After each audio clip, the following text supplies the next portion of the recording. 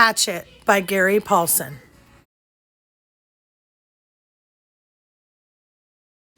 Brian Robeson stared out the window of a small plane at the endless green northern wilderness below. It was a small plane, a Cessna 406, a bush plane, and the engine was so loud, so roaring and consuming and loud that it ruined any chance for conversation. Not that he had much to say. He was 13, and the only passenger on the plane was a pilot named, Jim or Jake or something, who was in his mid-40s and who had been silent as he worked to prepare for takeoff. In fact, since Brian had come to the small airport in Hampton, New York, to meet the plane driven by his mother, the pilot had only spoken 5 words to him: "Get in the co-pilot's seat," which Brian had done. They had taken off, and that was the last of the conversation. There had been the initial excitement, of course. He had never flown in a single-engine plane before, and to be sitting in the co-pilot's seat with all the controls right there in front of him, all the instruments in his face as the plane clawed for altitude, jerking and sliding on the wind currents as the pilot took off, had been interesting and exciting. But in 5 minutes, they had leveled off at 6,000 feet and headed northwest, and from then on, the pilot had been silent. Staring out the front, and the drone of the engine had been all that was left. The drone and the sea of green trees that lay before the plane's nose and flowed to the horizon, spread with lakes, swamps, and wandering streams and rivers. Now Brian sat looking out the window with the roar thundering through his ears and tried to catalog what had led up to his taking this flight. The thinking started.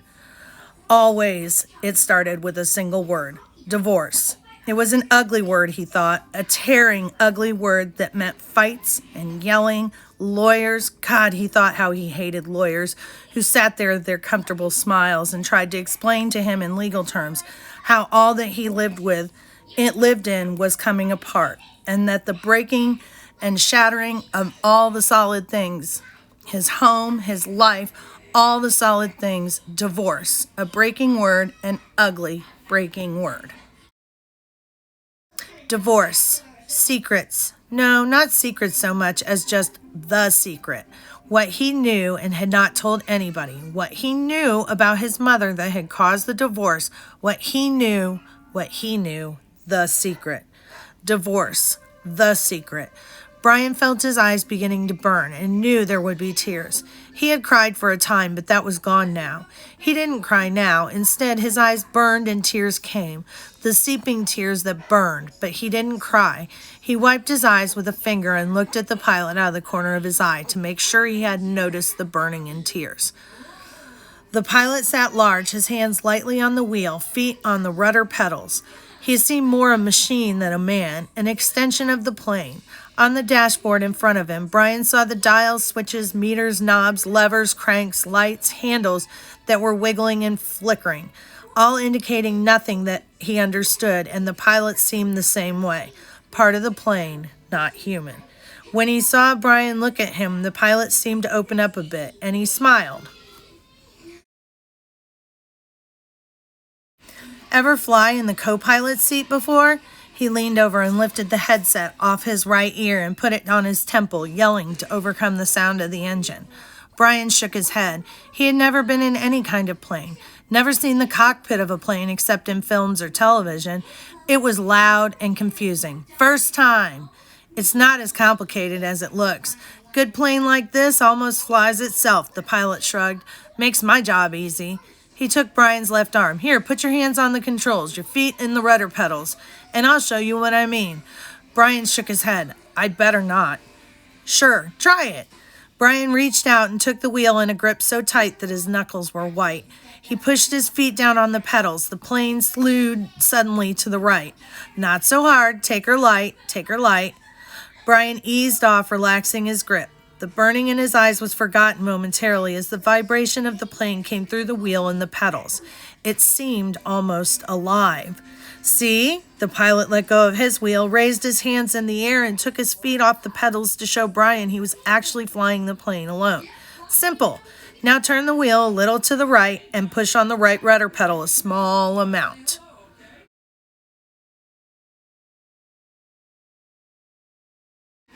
Brian turned the wheel slightly, and the plane immediately banked to the right, and when he pressed on the right rudder pedal, the nose slid across the horizon to the right. He left off on the pressure and straightened the wheel, and the plane righted itself. Now you can turn. Bring her back to the left a little.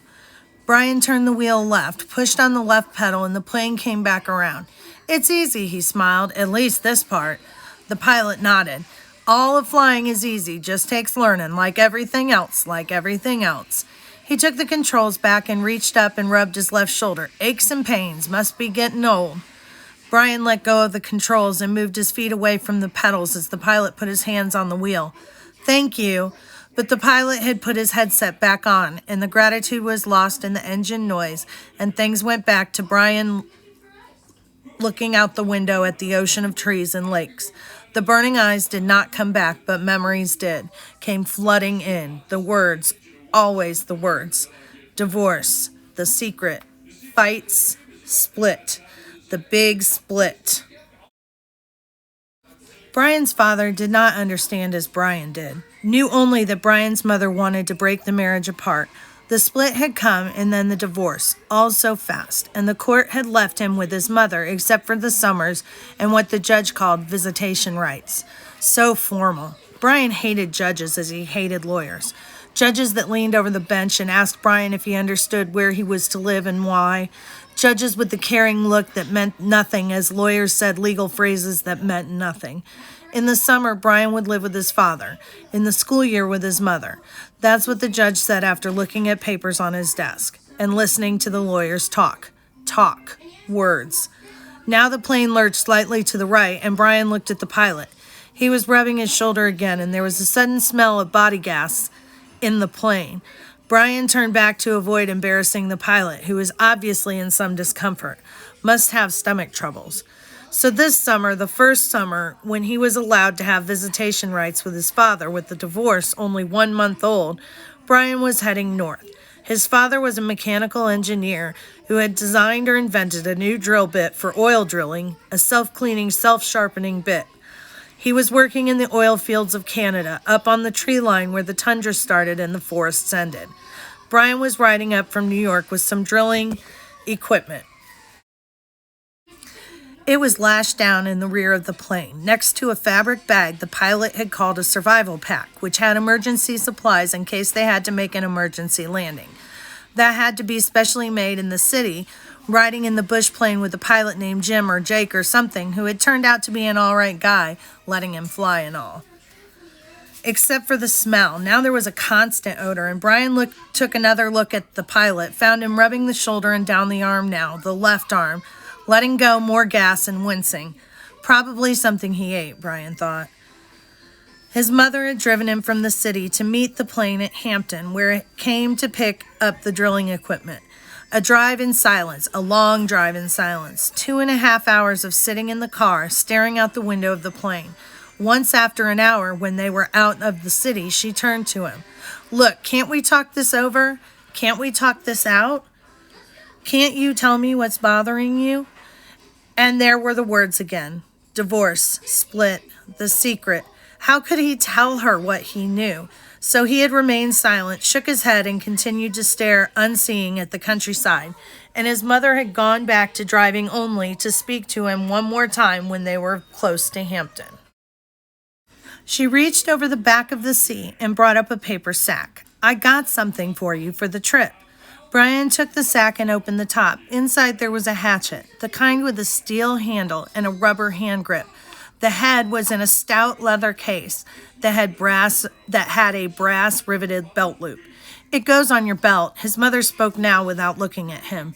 There were some farm trucks on the road now, and she had to weave through them and watch traffic. The man at the store said you could use it, in the woods with your father. Dad, he thought, not my father, my dad. Thanks, it's really nice, but the words sounded hollow even to Brian. Try it on, see how it looks on your belt. And he normally would have said no, that it looked too hokey to have a hatchet on your belt.